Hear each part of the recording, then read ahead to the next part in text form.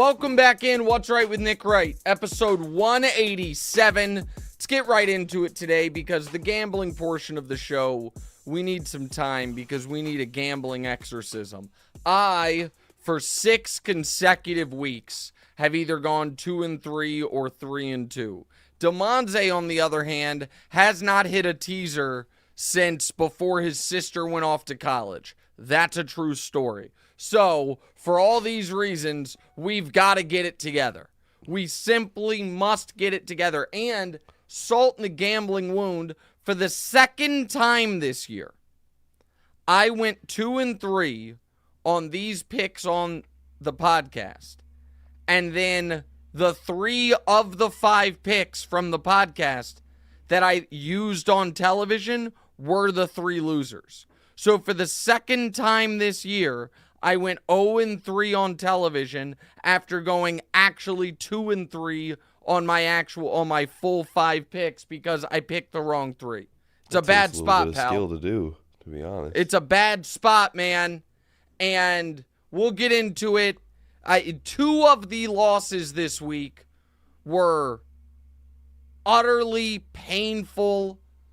I was on the right side of the bet. The process was correct. And I got just screwed. One of them I was just outright wrong on. 2, but the more I think about it, I got 4 out of 5 right this week, which does make me feel like I'm turning this thing around. Unfortunately, the one that I got dead ass wrong was the one that Damonza then teased, and I got it so wrong it also killed his teaser. It's just it just hasn't. You know what sometimes makes me feel better when we're in these kind of, mid-season gambling swoons is looking at our preseason NFL futures and see how we're doing, how we're looking. Let's do that right now, actually, before we get into the actual show. Okay? Let's look at our season win total bets and how we're doing. First one, Bears under 7.5. And I put we love this bet in all caps at even money. That one is essentially locked in already, right? That one, it's almost mathematically locked in, but they're not getting to 8 wins. Cowboys, if you remember, the total was 9.5. We then said, instead of doing 9.5 at minus 160, let's do 10.5 at plus 115 and take the over. That one right now is obviously far from locked, but is a favorite. The Jags, similar situation. We had over 9.5 at minus 140. Instead, we did over 10.5 at plus 145. That looks great. The Chiefs, over 11.5 at minus 134. That one is also a huge favorite. The Patriots, over 7.5 was a disaster. That one is an outright disaster. The Eagles, under 11.5 is an underdog, but is not dead yet given what schedule they have coming up. The 49ers, under 10.5 is in real trouble. And the Seahawks, over 8.5 right now is a favorite. So right now, we're looking like we're going to go either 5-3 or 6-2 on our season win totals. So we feel good about that part of it. If you remember, we did 3 long shot division winner bets at plus 300 to plus 500 on the Dolphins, now the favorite. The Steelers, right now in first place, even though they're not the favorite. A half game back of Baltimore. And the Packers, they're screwed. So that one looks good. A Jags-Chiefs 2-unit bet for them both to win their division. That looks great. I'm feeling better already. I really am already feeling better. What? That Brock Purdy's performed way better than you thought he was going to. Why? Because I had the Niners under 10.5? Yeah, the Niners under 10.5. Yeah. Just like, I don't know how the only reason you would have done that is because the Seahawks winning that division. Yeah. Well, or that I thought they would suffer multiple injuries because of the style of football they play like they do every single year, and that unfortunately might have started this past week. But all right, I feel better. I feel like we've got the gambling juju flowing in the right direction now. It makes me feel like we had our finger on the pulse of the season. We've just gotten unlucky, as we will discuss. We've had a few bad picks, but a lot of bad luck. We'll get into all that in the B block. If this sounds like what the kids call cope, it might be, but we're going 5-0 this week. All right, here's what missed the cut in today's show. Christian McCaffrey thankfully avoids major injury. Parsons and Hill are interested in flag football at the Olympics. And speaking of winning bets, shout out to Las Vegas Aces and my season-long futures bet on the Aces winning the title. They could have set that thing at minus 400 and I would have bet it. The Aces won the championship last night with 2 of their starters out here in New York City. The Aces, one of the best WNBA teams ever. I mean, the Liberty's a damn good team, and they were not in the Aces league over the course of this series. The Aces win in 4. All right, let's get to tonight's game, Damonza. All right, so the Jags are playing the Saints tonight, and Trevor's not looking clear if he's going to play or not. I've heard that there was speculation that he wasn't going to play, but it seems like it's he's going to be a game-time decision. Yep, game-time decision. They're going to have him work out before the game. Yeah, you've been super high on Trevor Lawrence for I don't know how long. He's been not good, not terrible. He's got 300 passing yards, 8 touchdowns, 6 turnovers so far. His 4-2 record can't matter if Brock Purdy's 5-1 record doesn't matter. So are you still going to defend this guy off of stuff that he's done in like middle school and pee wee football in his high school career? What do you people see? Hold on, I gotta ask you an honest question, Damonza. Is this actually how you feel, or are the producers just trying to set you up to try to needle me and get under my skin because they think the podcast is better when I'm angry? Are you a Trevor Lawrence skeptic? I'm not a Trevor Lawrence skeptic, but I do think that like the whole pedigree thing that you say, and with the Brock, a little bit of this is just coming from the Brock Purdy argument. But okay, well we'll get to the I don't Brock think Purdy that Trevor stuff Lawrence is bad. Okay, well no shit. We'll get to the Brock Purdy stuff in a moment. So Trevor has done one thing poorly this year. He fumbles too much. That is undeniable, and it was a problem for him last year. He needs to do better so with the 6 turnovers, he has 3 interceptions. But he has lost 3 fumbles. He has a couple other fumbles he didn't lose. That must be cleaned up. But the fact of the matter is that everything I've said about Trevor is correct. They're 4-2 with one of those losses coming to the Chiefs. They beat the Bills on a neutral site. Trevor has been, aside from the Chiefs game, either good or very good in every single game this year. And the idea of, well, if you don't care about Brock Purdy's 5-1 record, why would you care about Trevor Lawrence's 4-2 record? Is I care about, when I look at a team's record, I ask myself, do they have the talent commensurate with that level of success? If they have a lot of talent and they're underachieving, then I look to say, okay, who are the reasons? Is it coaching? Is one of their star players not producing? Is it just terrible quarterback play? What is it? And if they have a better record than their talent would suggest, then I say, who is carrying the load? For the Jags, the answer is Trevor Lawrence and Travis Etienne are carrying the load. Etienne's been excellent.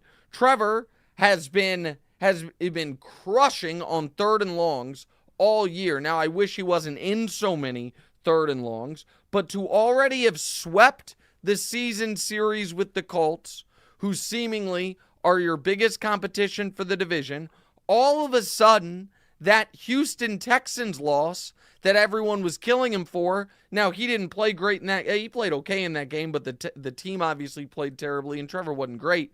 That loss doesn't look as awful as it once did because the Texans are not an awful team. Now, I don't think the Texans are some great team, but the Texans are a legit team. Here are the facts, whether people want to acknowledge it or not.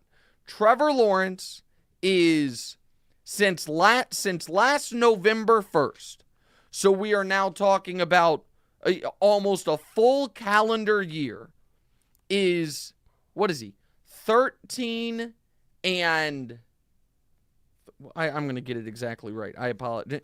He's 12-4, and 3 of those losses came to the Chiefs. So, or 12-5, and 3 of those losses came to the Chiefs. So, yeah, the Jags, they can't beat the Chiefs. Trevor's been excellent, and I want folks to remember the actual, because people like moving the goalposts on this, so I want people to understand what it was. The Jacksonville Jaguars in 2021, with Trevor in his rookie year, went 3-14 and had the first pick of the draft. They were the worst team in the NFL. Last year, they started 2-6, okay? Started 2-6. I never lost faith. Since then, since starting 2-6, they have lost 4, is that 4 right? 1, 2, 3, 5 games. 3 to the Chiefs, 1 to Detroit, and then the bad loss to the Texans. They have won, let me make sure I have it right, 7, 8, 12 games. So they're 12-4, 12-5 is the record, like I said. And Trevor's been excellent. And so, yes, you know how you can believe real quick that a guy who in the NFL up to that point of his career had a 5-20 record through his first 25 games, you know why you can believe in that guy and be proven correct? Pedigree.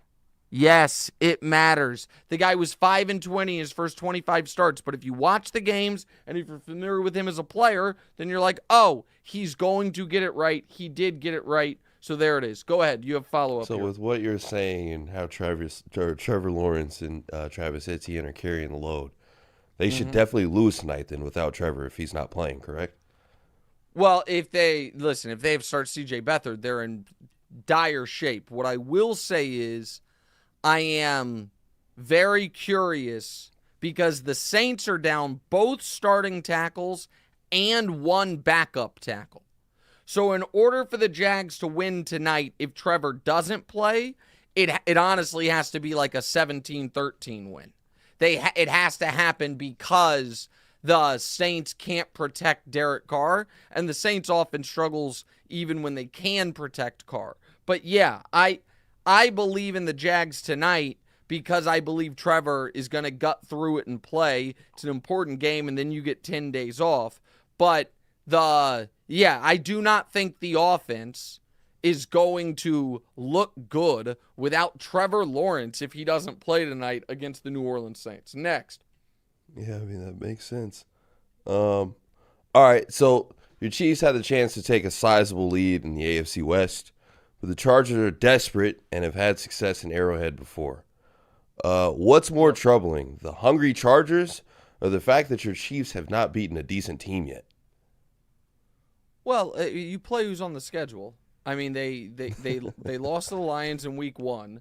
I don't know what people want them to do, you know what I mean, post that, other than beat everyone, not trail for a single second in the second half in the following 5 games. Go ahead, Damonza. It does just look strange. It's a little fishy that, like, the best team What? that they played, they lost to. Listen, if people Lions. want to have the take that the Chiefs aren't any good, they should have that take. I think that's an interesting one. I wouldn't necessarily go public with it, but you just said it on a very popular podcast. Here's the thing that I'll tell you about this game for sure. This game scares the hell out of me. The Chargers' season is over with a loss. And the Chargers rarely beat the Chiefs, but it's always close. Every time they play, it's a 3-point game. And the Chargers, if the Chiefs win this game, they win the division. The division's just over midway through October. And the Chargers know that. And the Chargers coach is coaching for his job potentially. And so I don't feel great about this spot. I don't think the Chiefs are going to blow them out because they never blow the Chargers out. And now Herbert has beaten the Chiefs twice, but it should be noted one of those games was the final week of the year when the Chiefs rested their starters. Mahomes didn't play. So I do kind of throw that one out. But the first game of Herbert's career, the game that he came in because the team doctor stabbed Tyrod Taylor, and he didn't think he was. You don't know this story, Damonza. They were trying to give Tyrod Taylor a pain-killing injection in his ribs, and the doctor put the needle in too far and punctured his lung. That's a true story. Not great. And so all of us, and so all of a sudden, Justin Herbert, week 2 of his rookie season, had to play in a game he did not think he was going to have to play, and he came in and played well. Now, they lost that game, but this is the final score since Herbert's been with the Chargers of Chiefs-Charger games. And I mean, it really goes, the final score of Chiefs-Chargers games since Herbert's been there. The Chiefs win 23-20. The final week of the year, the game I was talking about, the Chargers win by a bunch, but the Chiefs are resting their starters. The next year, the Chargers win 30-24. And then the Chiefs win 34-28, one-score game. Last year, the Chiefs win 27-24. Then the Chiefs win 30-27. These are close games. And for Kansas City, this is their only actual losable game of these opening 8 weeks post-Jacksonville. Oh, yeah, by the way, I can't believe I'll let you get away with that. The Chiefs beat the Jags, who lead the division and right now are tied for the third best record in the AFC. The Chiefs also beat the Jets, who all of a sudden people are arguing is a playoff contender. So they have not played great teams yet, but they play all those teams later in the year. So I think the Chiefs win on Sunday, but I'm very anxious about this game. Very anxious about this game because I would feel better about the Chiefs in this spot if the Chargers had won on Monday Night Football. But because they lost and because their season's on the brink, I'm anxious about it. All right, what's next? All right, the Eagles have a shot at redemption after losing to the Jets. I just messed that up. But they face off against the red-hot Miami Dolphins. So the winner of this game is the team to beat until Kansas City's actual season starts after 8 weeks, right? I mean, I think that, and we're going to talk more about them in a moment, I think right now the team that has the strongest argument that they should be considered the team to beat is the Lions. The Lions have the best win of any team in the NFL. They also, their only loss is in overtime to a good team in Seattle. And like every other team, you can go up and down the list. The Niners' only loss is a close loss, but it was to P.J. Walker. The Eagles blew a game, just gave a game away to the Jets. The Dolphins' only loss is to a really good team, the Bills, but they got blown out in that game. Go ahead. I don't think that was fair to the Niners about how you said they lost to P.J. Walker. P.J. Walker isn't on defense. Like it's not like the Browns lit them up on offense. The Niners just couldn't. I mean, the Browns are the best defense in football. Brady couldn't handle it. Okay, so I just want to make sure I understand this. When it comes to discussing Niners losses, it's a team endeavor, and when it comes to discussing Niners wins, Brock Purdy's 5-1. Is that how we do it? I just want to know. I just want to make sure I understand. When the Niners succeed, we must give Brock Purdy his flowers. When they lose, it's a team sport. Amazing how that works out. Because the Niners don't have a good defense, right? But you were just like, you lost to P.J. Walker as if he lit them up, but he didn't. Like, that's all. That's the point I'm making. Is the defense. I'm saying a literal fact. You lost a game. The opposing quarterback was P.J. Walker. That's all I'm saying. I'm saying that's a bad loss. I'm saying losing to a fringe playoff team with their backup quarterback is a bad loss. Just like the Eagles losing to a fringe. Did the Eagles lose to Zach Wilson this week? Yes or no? It was good. Yes, they did. They lost to a fringe playoff team, and it's a bad loss. I mean, it just is what it is. Like, Here's what I know. I know that and again, I'm not killing the Niners here. I'm trying to support the Detroit Lions, who have no bad losses. Defense is better than I thought it would be. Goff has been better on the road than I thought he would be. They have you looked, Damonza, at the Lions' schedule? This is okay. So they play the Ravens, obviously, this weekend, and I know we're going to talk about that game in a moment. I'm kind of stepping on it. Hold on. Yeah, so the Lions, after playing the Ravens, play one game the rest of the way against a team that currently has a winning record. They have the Lions after the Ravens. Here's their schedule: Raiders, Chargers, Bears, Packers, Saints, Bears, Broncos, Vikings, Cowboys, Vikings. And by the time they're playing the Vikings are probably playing a young quarterback. You know what I mean? They're probably in full-on tank mode. The Lions could lose all of their tough games. Yeah, they get the Broncos. The Lions could lose all of their tough games left and go 14-3. I mean, they have 1, 2, 3, 4, 5. They have 5 games left against current 1-win teams. Their 5 most difficult games are as follows: at the Ravens, at the Cowboys. And then the next most difficult games they have are at the Chargers, home for the Raiders, and at the Saints. So the point I'm making is the Lions are very, very well positioned to be the 1 seed. Right now, you can get them. You know what? Let's make that bet. Right now, you can get the Lions to be the 1 seed at, I believe it's plus 440. Plus 440. I'm looking at it right now. I think that's a hell of a bet. You want a piece of that, Damonza? I think that's an awesome bet. Yeah. You think that's an awesome bet? Man. Okay. All right. We're gonna do that in just a moment. I'm gonna do that during the commercial break. Oh my goodness.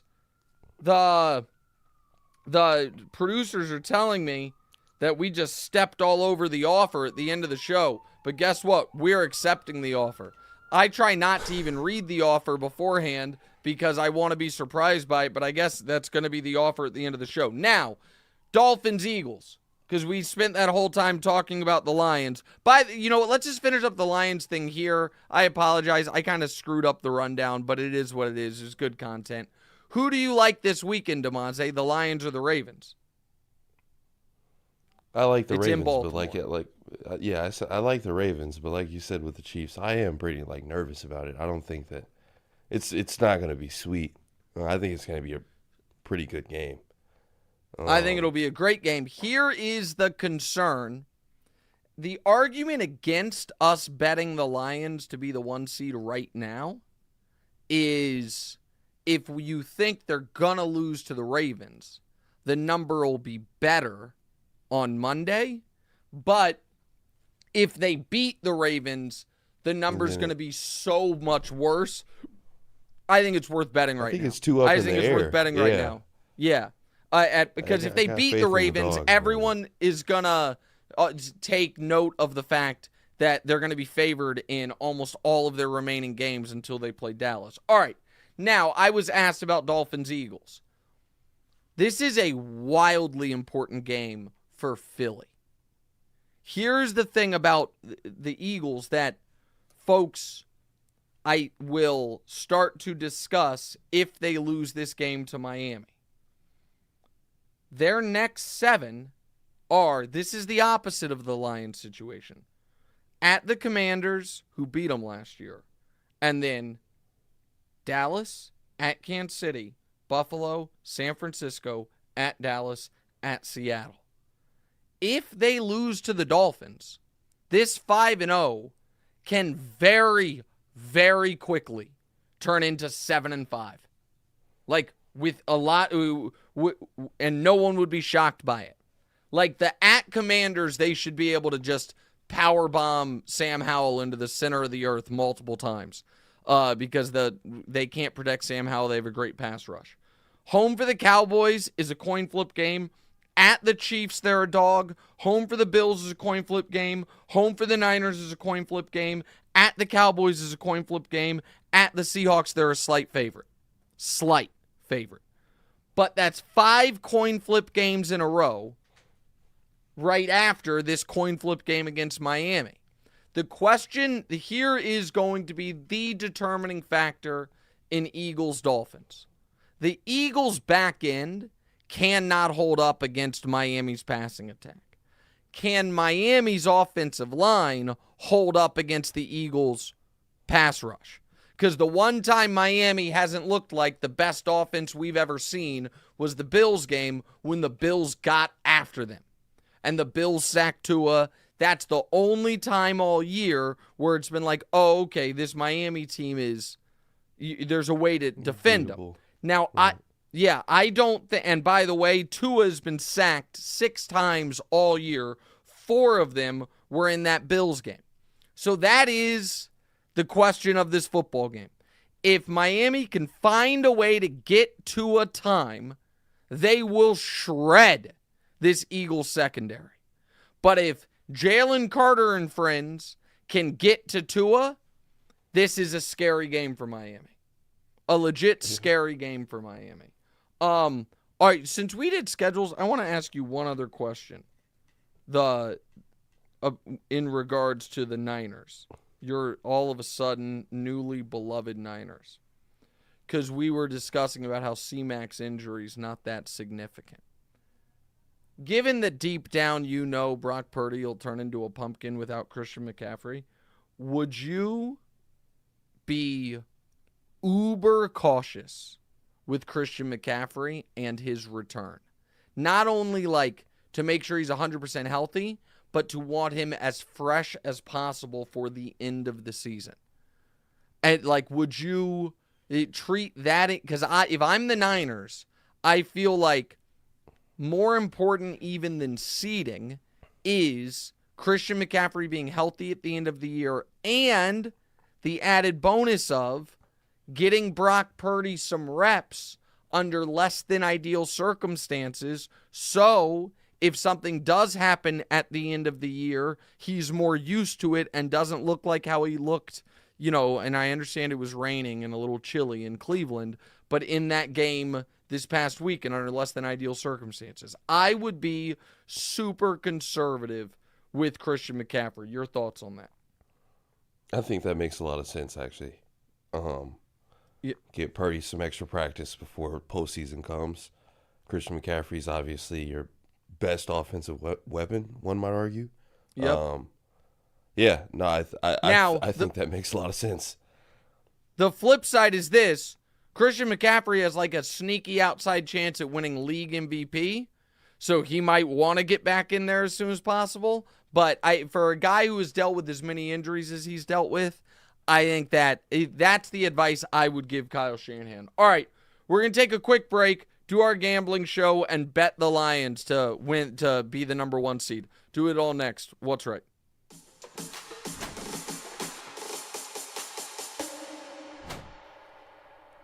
All right, welcome back in What's Right with Nick Wright, episode 187. And I love and use Airbnb all the time, whether for a work trip or for a vacation. I'm always looking for the best places to stay. Maybe you yourself have stayed in Airbnb before and thought, hey, seems pretty doable. Maybe my place could be an Airbnb. It could be as simple as starting with a spare room or your whole place when you're away. Either way, you could be sitting on an Airbnb and not even know it. Maybe you're traveling to see friends and family for the holidays. While you're away, your home could be an Airbnb. Whether you could use extra money to cover some bills or for something a little more fun, your home might be worth more than you think. Find out more at airbnb.com/host. All right, welcome back in. What's Right with Nick Wright. Damonza, I just text you the bet slip.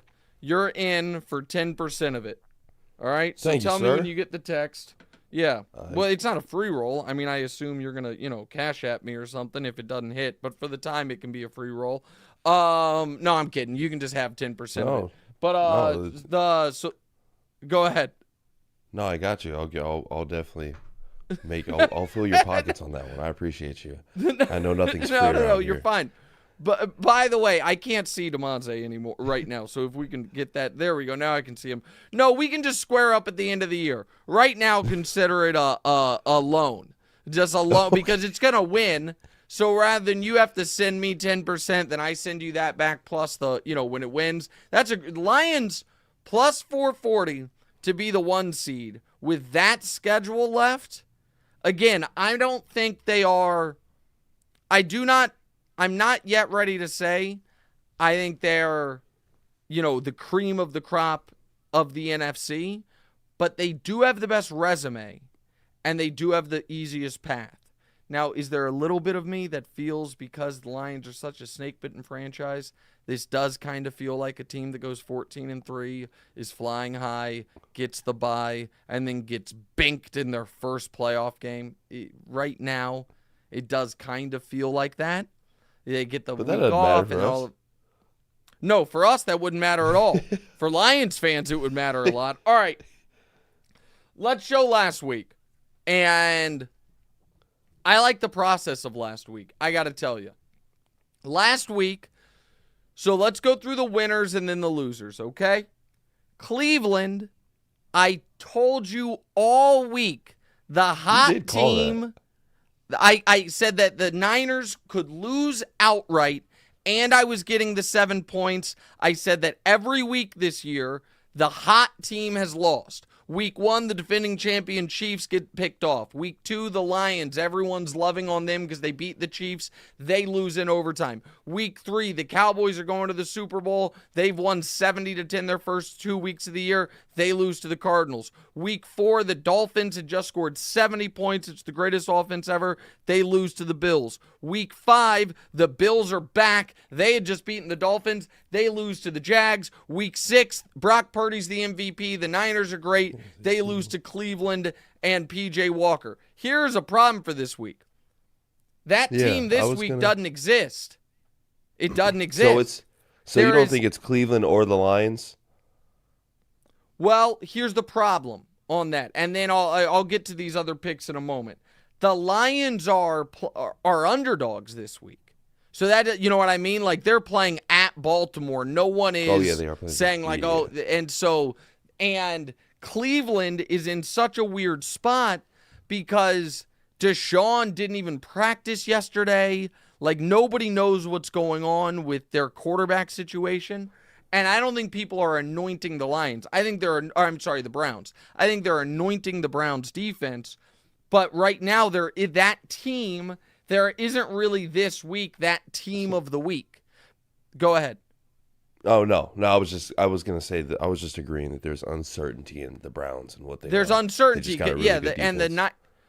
because the Niners lost, the Eagles lost, the Chiefs didn't play. They played on Thursday, but they weren't overly impressive. The Bills won, but didn't look good. There isn't really a team that is right now at the top of everyone's power rankings, if you will. But I said I liked Cleveland plus 7. I also said I thought Deshaun was going to play. He didn't play. That line moved to 10. Cleveland wins outright.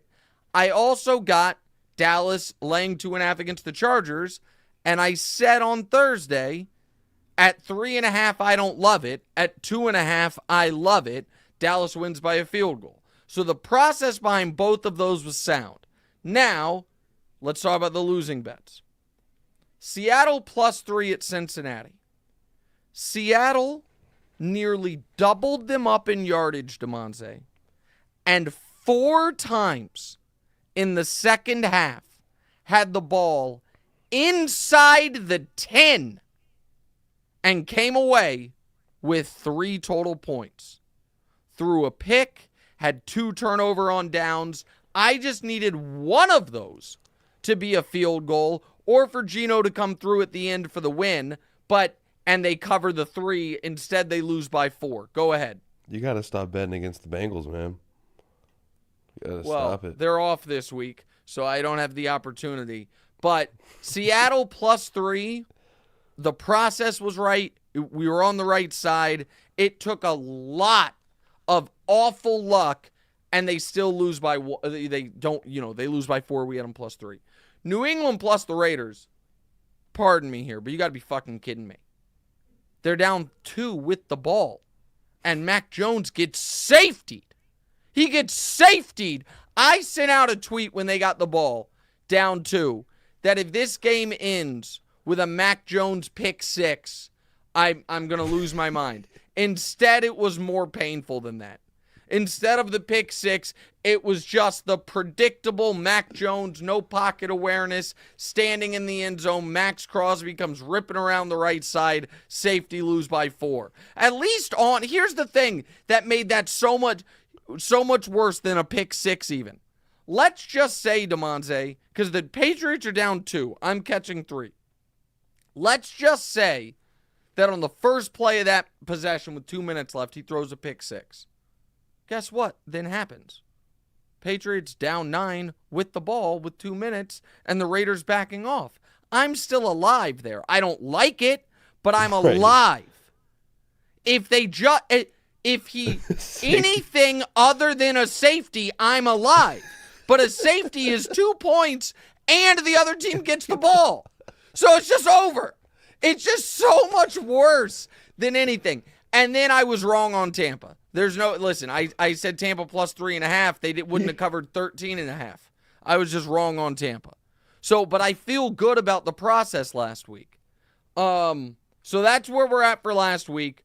We've been 2-3 or 3-2 every single week this year, which puts our record at 13-17, which is pathetic. It's just utterly pathetic. I don't feel good about it, but I feel good about this week's picks. Let's get right to them. What's the first pick? All right, first off, you got Jacksonville +1.5 at New Orleans. Given everything that we've talked about in the A block, I think Trevor's playing. That's what I figured. Right. Yeah. If Trevor's not playing, then at least I'm getting points against a Dennis Allen coach team on short rest without 3 of their best offensive linemen. Dennis Allen teams, by the way, are 1-7 straight up on short rest. Hold on. And yeah, I think you can get the Jags at +2 now, or +2.5. There are 2s sorry, and now 2.5. Well, that means the market is concerned Trevor's not playing, which actually makes me like this a little bit less. But you know what? We'll stick with it. We'll stick with it. I think Trevor's going to gut through it. I think Trevor's going to play. They're going to have a very conservative game plan. We're taking the Jags +2.5 at New Orleans. Again, the Saints injury report is brutal on their offensive line. So the Saints are without Ryan Ramczyk. They are without Landon Young. They are, let me see, there's another offensive lineman James Hurst. They're without 3 offensive linemen already ruled out for today's game. Trevor is listed as questionable, not even as doubtful. So we're going to hold out hope that he's able to play. And Brandon Scherf is also listed as questionable. I think he's going to play. I do not think the Saints are good. The Saints have a good defense. They don't have a good offense. And the Jags, if Josh Allen and former number 1 overall pick Trayvon Walker, who has not yet lived up to that draft status, they can harass Derek Carr, knock him around. We'll take the Jags +2.5 now. All right, next. All right, you got Las Vegas -3 at Chicago. Okay, this is very simple. I understand the Raiders are probably not going to have Jimmy G, and it's either Brian Hoyer. So this is going to sound like I'm talking against my own bets. But, Damonza, when do you think is the last time Brian Hoyer won a game as a starter? Just give it a guess. How long it's been. Wasn't there is that the same Hoyer that I'm thinking about? Yeah. Is he the relevant? Yeah, no, that's him. I don't know. It's probably been a while because I haven't heard. Is he older? He's old. He's 38. He's an old balding gentleman. What? So Brian 5 Hoyer years? hasn't won a game as a starter since 2016. He's lost since 2016 he's 0-9 as a starter, and even if we just throw in 2016, then he's just 1-13 in his last 14 starts, which is why they might not start him this week. They might start Aiden O'Connell. Okay? So you might be saying, Nick, why would you lay points in this setting? And the answer is because the Bears are starting a dude from a place called Shepherd College named Tyson Bagent, and I'm just going to fade him. This way, I'm not going to have many opportunities to bet against Tyson Bagent. I'm only laying 3 points. It's as simple as that. I mean, this guy, again, you know I care about pedigree. When your college career is at Shepherd College, I understand he set records there. I get all of it. But let me see. Tyson, does he even have a Rivals page? Tyson Bagent is right now, if you go to Rivals, I mean, he's unranked 0-star. And then he went for that's what he was. Shepherd College. Let me just go to Shepherd College for a moment. I mean, it was an NAIA school for a while. Then it was D2. I just can't. Somebody this was might telling be the me only. like the quarterbacks and their names, with their names, you can kind of tell what they're gonna be. I mean, I I've know heard it's like that really before. stupid, but Tyson Bagent is right in line. I mean, Doesn't Shepherd really sound like College- he's out there slinging it. I mean, Shepherd College has 2,700 students total. That's where he Browns played or football Bears? at. Oh What are you talking? Are you talking to me? What are you talking about no, right now? no, I'm sorry. You're right. You were trying to talk to the producers, but it was into the microphone, Yeah. I think. The Bears. So it's Raiders at Bears. I'm gonna lay the 3 points, against Chicago, and yes, I understand the Bears had PJ Walker and they cut him because they liked Tyson Bagent. Our buddy Mark Carman, during training camp, who covers the Bears, said he thought Tyson Bagent might be better than Justin Fields, but he was afraid to say that publicly. I'm telling you right now, I'm betting against Tyson Bagent. It's just that simple. It's a broken offense with not enough skill position guys. I'm betting against him. I'm only laying 3 points. The process there is this could be a Nate Peterman situation where if you don't remember Damonza, people got mad at the Bills like 6 years ago before they got Josh Allen because they were like a decent team and Tyrod Taylor was playing decent. And they had just been to the playoffs and they were like, you know what? We're going to turn the page to Nathan Peterman. And people were like, you've got to be kidding me. They're like, no, we're going to do it. And all the, basically universally in the football media, we were like, Nathan Peterman's not an NFL player. And they're like, no, trust us. And so they let him start against the Chargers. And in that game, he completed the ball 6 times to his team and completed the ball 5 times to the Chargers. He threw 5 picks. It was 6 of 14. And it was kind of just known as the Nathan Peterman game. By the way, Nathan Peterman, you might be like, hey, how did that end up working out for him? Because somehow he is still in the NFL. And the answer to that is, in his NFL career, he currently sits at 4 touchdowns, 13 interceptions. And again, you might be saying, why is that a relevant piece of information? And the answer that's a relevant piece of information is, guess who's backing up Tyson Bagent this weekend? Nathan fucking Peterman. So I am betting against the Chicago Bears. That's the answer. I am betting this is 3-1 pick to touchdown ratio. Yes, he does. We have a situation where the starting quarterback is a kid from Shepherd and the backup is one of the worst players in NFL history. I'm betting on the Raiders, even though their backup is a guy who has not won a game since Kaepernick was a starting quarterback. That's the situation. That's what this game is. This is how you break bad gambling streaks. It's a Aiden O'Connell, Brian Hoyer It's a gift. versus Tyson Bagent, Nathan Peterman tag team match. What is the total in this game? I don't bet totals, but God, the total in this, what do you think the over-under in that game is, Damonza? 36. Oh. 36 and a half. 37 and a half. 37 and a half. All right, next. All right, we got Buffalo minus 8.5 at New England. Yeah, I mean, Buffalo just blows out the Patriots. This what is they a do. crazy one. Why do you say that? Because you think it should That's be. a lot of points. And like It's a lot of Belichick, obviously, I don't think Belichick is ever going to be willing to just throw games. He's not trying to tank. He's not trying to tank, but when he was trying to win, he got beat 34-0 by the Saints. Like, that's the problem. The problem for the Patriots is you're correct. They're not trying to tank, and they're terrible. They got beat 34-0 by the Saints, 38-3 by the Cowboys. The Raiders are again, not a overwhelming football team. The Patriots were totally desperate. They lost to the Patriots. And listen, the Patriots have the Bills and the Dolphins the next 2 weeks. They've got no talent on offense. Their best two defensive players are injured. And Josh Allen, what he's done against the Patriots is just dominate them over the last few years. Let me give it to you. Last year against New England, they won by 8 in the final game of the year.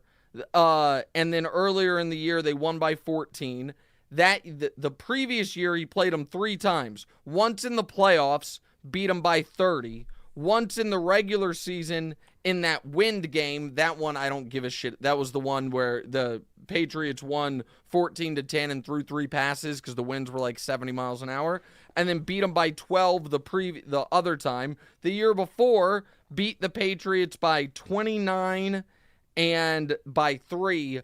I just think if I know anything about Buffalo, it's after looking shaky, they then look dominant. This is the week for them to look dominant. Go ahead. Yeah, I mean, just the same thing. They're coming off of the win, but they beat the Giants by 5. So like I just feel like. What do we say about the Bills' offense? 8.5. They're a damn roller coaster. Yeah. Yes, but this is who they are. They score 16 against the Jets, then 38, 37, 42 against Raiders, Commanders, Dolphins, then 20 against the Jags, 14 against the Giants. Here's the thing. To cover 8.5 against New England, you just need 24. Like, New England's not getting to 17 points against the Bills' defense. They're not. No, I like Buffalo minus the 8.5. Next. Pittsburgh plus 3.5 at the Rams. Yeah, so it's the Steelers after a bye. It's the Steelers as a dog. It's all of the Mike Tomlin stuff.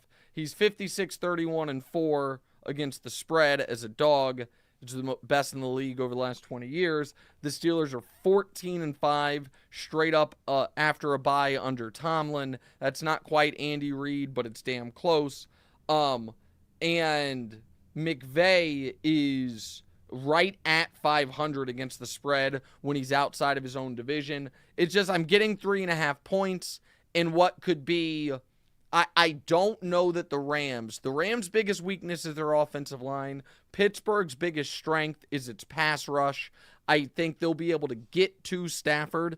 And even if the Rams are up 10 late, Kenny Pickett loves nothing more than doing nothing the entire game and then finally throwing one bomb down the field to Pickens. And so just Pittsburgh catching 3.5 off the bye. There are too many fundamentals that say you got to bet that, so I'm going to. All right, next. Yeah, Minnesota plus 7 versus San Francisco. Yeah, so the producers are saying, here's the reason I shouldn't do it. Every Kirk Cousins national television stat. I understand that. It's Kirk Cousins on night games. I understand that. Here's the thing. 92% of the money is on a road favorite laying a touchdown. 92% is on San Francisco. Also, I do think Brian Flores, who is incredibly sharp, while he doesn't have the personnel that Cleveland has, watched that Cleveland game plan against Purdy and said, you know what? I'm going to take some of those keys. Furthermore, I do think the Niners are going to be conservative with the guys coming off injury. Also, Brock Purdy, only 6 career road games, 2-4 against the spread. Also, Minnesota is a backdoor covering juggernaut, and I'm getting a full 7. The whole world likes the Niners here. I'm going to be 4-0 going into this game. Monday Night Football, the Vikings +7, and it's going to be something like the Niners have a 13-point lead throughout. Kirk Cousins hits Jordan Addison midway through the 4th to put him down 6. You're like, oh my God, are they going to steal it? And then the Niners just run out the clock. I like Minnesota +7. That's what I'm doing. I got to say, I like this one less than the Buffalo one. Well, yeah. I get that. I understand that you're part of the 92% of the public that's going to be all over San Francisco laying the 7. I'm fine with that. I'm gonna have. This is how this week's gonna go. We're gonna have a nice Thursday win to set us up, sweep Sunday, and then a nice Monday nighter to go to win the weekend. Jacksonville +2.5, Vegas -3, Buffalo -8.5, Pittsburgh +3.5, Minnesota +7. All right, so Damonza, what's the teaser we're doing? So last week's teaser that we got wrong was a 3-team 7-point teaser. We got the Denver +17.5 at Kansas City, which it looked like it could have failed at one point. But Houston +8.5 versus New Orleans. Yeah. And then Tampa Bay +10 versus Detroit. That was painful. You and I were texting about it. We just needed one Baker Mayfield drive. He didn't have it. Baker just flatly didn't have it. So, and Baker's honestly been coming through this year. But yeah, he's been coming through. But all right, so you've lost 4 teasers in a row. So you've been doing these 3-team 7-pointers. This week you're shaking the snow globe a bit. What are we doing? Yeah, we're doing a 4-team 10-point teaser at +100. It's just 20 less than the odds before. All right. So we got Detroit plus Baltimore. Team. It's 20. It's just 20 cents less odds, but you do have to add an extra team. That's the penalty. That's the penalty for doing a 10-point teaser. No, I'm just saying to the audience, so it makes sense. Like the 10-point teaser, that you have to add an extra team to get even money. Go ahead. Fair. So we got Detroit from Detroit versus Baltimore, teasing Baltimore up to +13 from +3. We got the Chargers. Hold on, Detroit up to +13. Teasing Detroit up. Sorry, but Baltimore's -3. Ahead. Detroit from +3 to +13. And we got the Chargers versus Kansas City, teasing the Chargers from 5.5 to 15.5. We got Philly versus Miami. We're teasing them up. I don't know what the original. I think it's -2.5. Teasing them up to +7.5. And then we got Tampa Bay versus Atlanta. We're also teasing up to 7.5 from -2.5. Okay, can I try to convince you of something here? You can try. Okay. Detroit, like it. They're not. I don't think they're getting blown out. The Chargers, I'm good with it. I don't think the Chiefs are blowing them out. Tampa Bay, Philly. I don't think Atlanta has the capability of blowing someone out. Philly can absolutely win this game outright. There's a reason they're the favorite. But if Miami can protect Tua, Miami has been a covering machine. So here's what I would just encourage you. Let me just ask you this before you lock this in. It's your teaser. You do whatever you want. What could you see more likely being a story on Monday? Holy crap. The Dolphins beat the Eagles by double digits? Is that more likely, or this? Holy crap. The Patriots beat the Bills. The first one. I mean, definitely the first one, but if that's the case, I'm just saying you can do the tease Buffalo down to -2.5 or +2.5? No, +1.5. Or plus, because they're -8.5 right now. Tease Buffalo down to where essentially just win. Just win or lose by a point somehow. I'm just saying. Yeah, you know what's funny? Buffalo was taken out. Like I had them in. I had them in when it was an 8.5. I had them in when it was an 8.5 point teaser though. We teased them down to that's exactly not a real 0. teaser. This is an 8.5 point teaser. I mean, I understand FanDuel will let you do anything you want, but that's not a real teaser. So let's all right. So you know what? That makes a lot of sense, and I feel like Philly Miami is a sweat. That's a sweat. I'll take. I just got publicly humiliated. You just got me to take this leg out and put this other leg in. No, that's not public humiliation. That's teamwork. It's like, yeah, that's teamwork. And that was with my inside scoop that I got for the teaser that I placed today. But no. So look, I definitely want to do that. It makes a lot of sense, actually. It makes a lot of sense. I don't think that the Bills are going to beat. On the screen, or lose. Good. It says on the screen. There we go. They fixed it. It did say New England, but now it says Buffalo. The Bills are not going to lose to the Patriots. They're just not. I would honestly be more worried about the Bills if they, and I know people will say this is crazy, if they had just blown out the Giants. Because they do, right. but they seem angry, as they should be, about how they played against the Giants. They 100%. Seem, you know what I mean? And so I just, all right, good. I'm glad. And by the way, I'm, who knows? Maybe I screwed you there. But Philly, Miami, to me, is not an attractive teaser game because I could see either team winning, but I also could see either team winning by double digits because it could just get away from them. The reason that I do like Tampa Bay and Atlanta as a teaser game because that's one of those games I feel like you could tease either way and be in good shape because I don't think either team's going to blow out the other one. That feels like a one-score game. Detroit, I have too much respect for to think they're going to get blown out by Baltimore. And while Chargers, the Chiefs I think, is the most beautiful leg of that, to be honest. Well, because you're getting through all the key numbers. Yes, you're getting all of the important numbers. I mean, it is also the highest number. Didn't notice that. Well, yeah. Okay, all right, that one's not bad at all. All right, what's the offer this week, guys? The offer week 7. So we know you like the Lions to be the number 1 seed in the NFC. We've got a nice new offer for you. Detroit and Kansas City parlayed to be the number 1 seeds in their division at plus 1,200. To be the number 1 seeds in the conference. So I love that. It's 12-1. Yeah, I mean the Chiefs are going to be the 1 seed. That now Miami could be. If Miami beats them in Germany, Miami has a leg up on them. I understand that part of it. But yeah, I'll take that offer. Detroit and Kansas City to be the 1 seeds.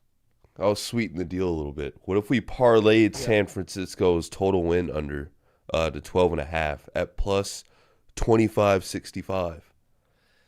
I've got enough chips on the anti-Niners table right now. I'm not going to add any more.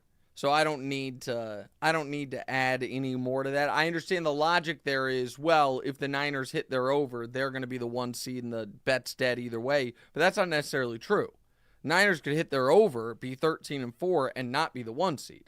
Because the Lions could be 14-3 and be the 1 seed given their schedule.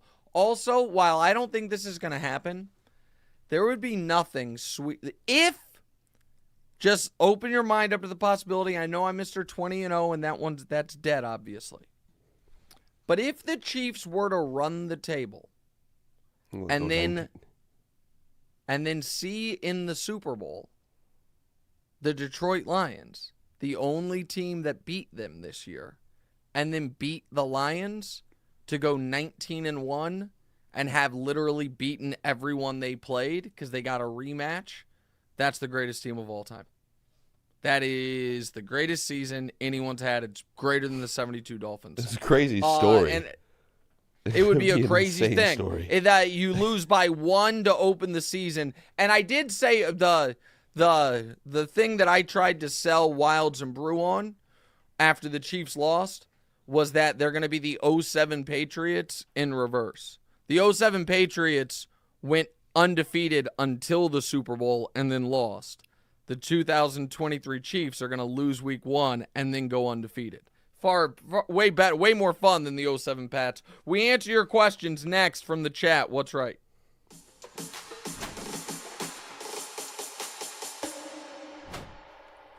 Hey guys, I love Airbnb and use it all the time. Whether for a work trip or for a vacation, I'm always looking for the best places to stay. Maybe you yourself are traveling to see friends and family for the holidays. While you're away, your own home could be an Airbnb. Whether you could use some extra money to cover some bills or for something a little more fun, your home might be worth more than you think. Find out how much at airbnb.com/host. All right, Damonza, let's roll through some of these questions real quick. Go ahead.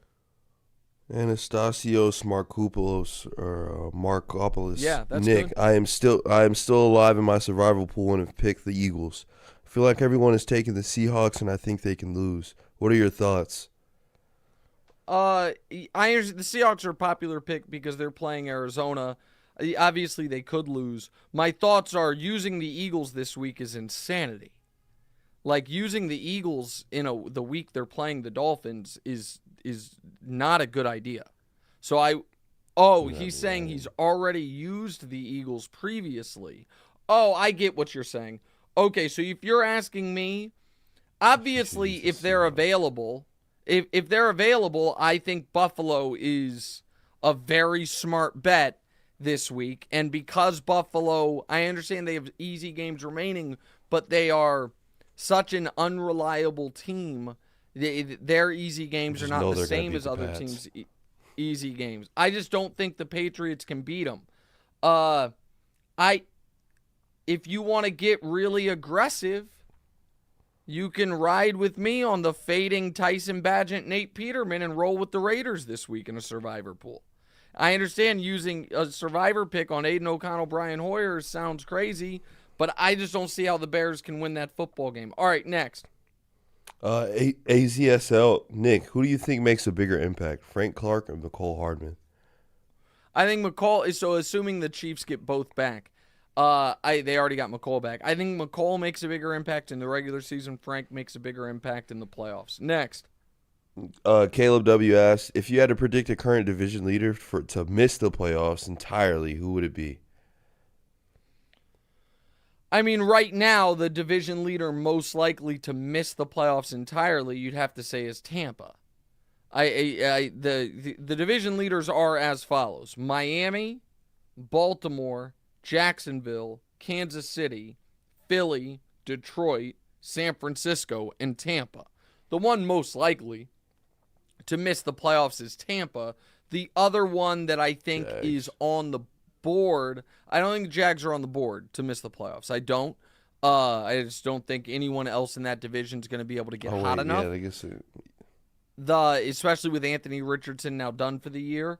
The other one is that I would, again, of those 8 choices, other than Tampa, my biggest concern would be Baltimore, only because every team in that division is legitimate, and Baltimore has a history of some tough injuries. You could see Cincinnati getting hot.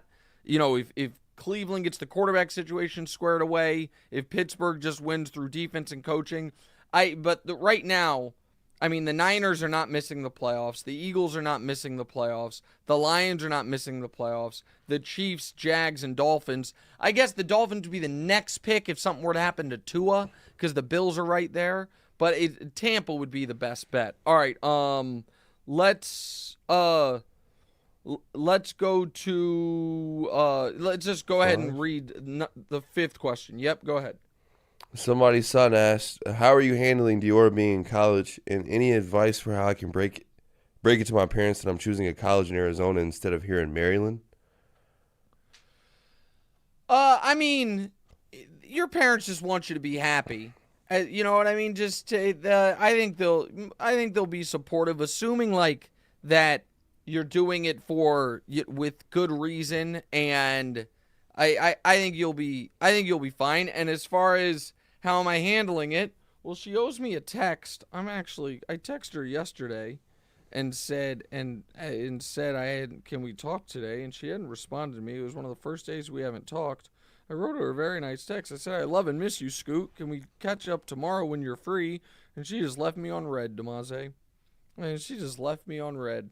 That's tragic. All right, what's the last question?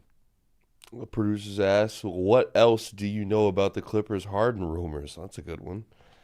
Well, what I reported that the Clippers could have gotten James Harden for a first-round pick, one swap, and Terrence Mann, and they said no.